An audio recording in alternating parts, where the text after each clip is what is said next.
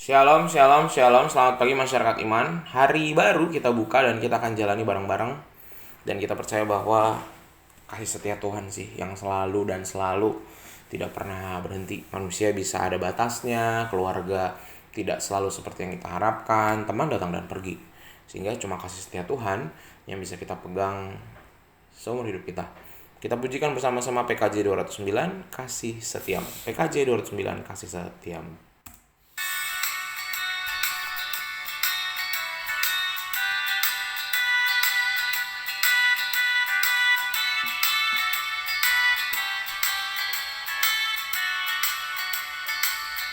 Kasih setiamu sungguh lebih baik, lebih berharga dari hidupku.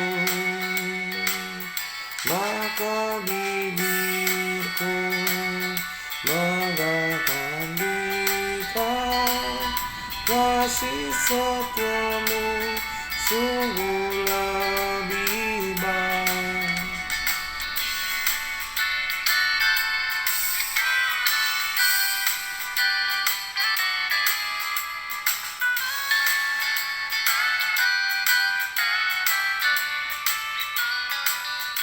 Seumur hidup ku puji Engkau, ku naikkan doa dalam namamu. Kasih setiamu lebih berharga dan lebih baik dari hidupku. Mari kita berdoa. Tuhan, kami percaya kasih setiamu sungguh jauh lebih baik dari apapun. Baik itu bahkan dari setiap usaha dan apapun yang kami lakukan. Sehingga biarlah Tuhan, hari ini kami akan bersama-sama membaca firman-Mu, mampukan kami agar mengerti dan memahami. Kami serahkan dalam nama-Mu kami berdoa. Amin. Bapak Ibu Saudara, bersama-sama kita buka 1 Samuel 21, 1 Samuel 21 ayat 10 sampai 15. 1 Samuel 21 ayat 10 sampai 15, 1 Samuel 21 ayat 10 sampai 15, dengarkanlah sabda Tuhan. Kemudian bersiaplah Daud dan larilah ia pada hari itu juga dari Saul, sampailah ia kepada Akis raja kota Gad. Pegawai-pegawai Akis berkata kepada tuannya, bukankah ini Daud raja negeri itu? Bukankah tentang dia orang-orang menyanyi berbalas-balasan sambil menari-nari demikian? Saul mengalahkan beribu-ribu musuh, tetapi Daud berlaksa-laksa. Daud memperhatikan perkataan itu dan ia menjadi takut sekali kepada Akis raja kota Gad itu. Sebab ia berlaku seperti orang yang sakit ingatan di depan mata mereka dan berpura-pura gila di dekat mereka. Ia menggores-goreskan pintu gerbang dan membiarkan ludahnya meleleh ke atas janggutnya. Lalu berkata Akis kepada para pegawainya, tidakkah kamu lihat bahwa orang itu gila? Mengapa kamu membawa dia kepadaku? Kekurangan orang gilakah aku? Maka kamu bawa orang ini kepadaku supaya ia menunjukkan gilanya dekat aku. Patutkah orang yang demikian masuk ke rumahku? Ada satu pepatah yang pernah berkata, lebih baik jadi orang bodoh daripada orang pintar.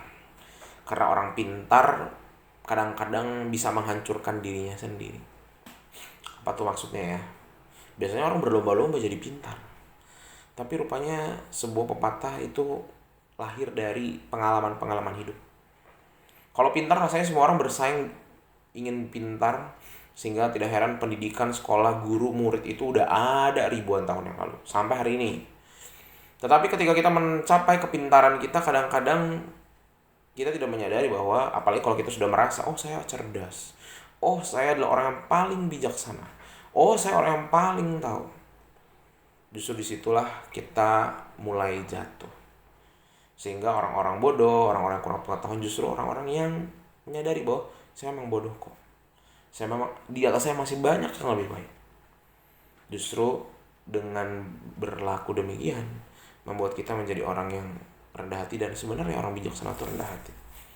Nah, di dalam bacaan kita juga Daud, saking dia udah dikejar-kejar Saul, bahkan kerajaan-kerajaan di sekitarnya juga mencari dia. Dia sampai di titik udah bingung harus ngapain. Bahkan dia sampai berpura-pura gila. Seorang calon raja, seorang yang akan dipandang baik, bahkan dia panglima hitungannya sudah kan. bisa berpura-pura gila.